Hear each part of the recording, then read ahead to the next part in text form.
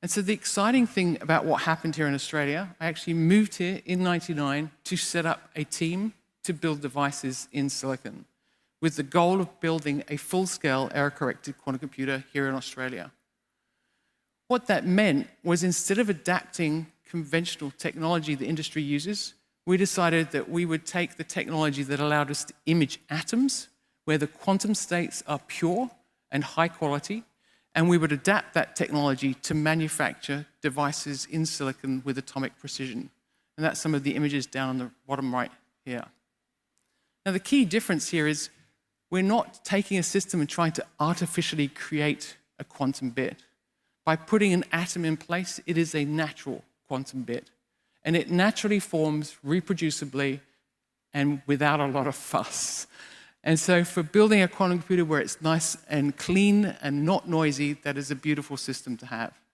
So that's really what we did. We've pioneered a manufacturing technology that didn't exist about how to put atoms in silicon.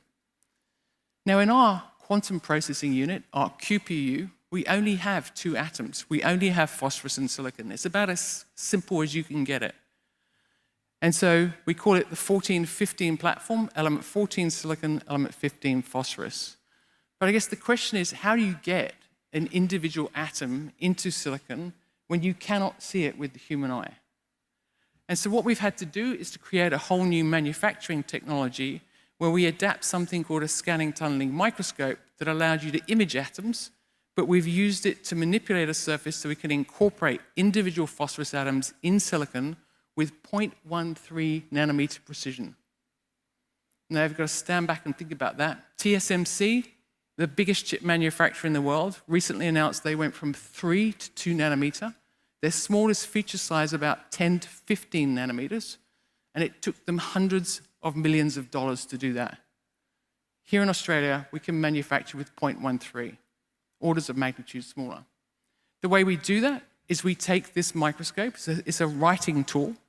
We have our silicon wafer, we cover the surface with hydrogen, we come along with that tip and we open up the surface, expose the silicon underneath, and then we bring in phosphine gas, which will only stick where the silicon's exposed, but not where the hydrogen is.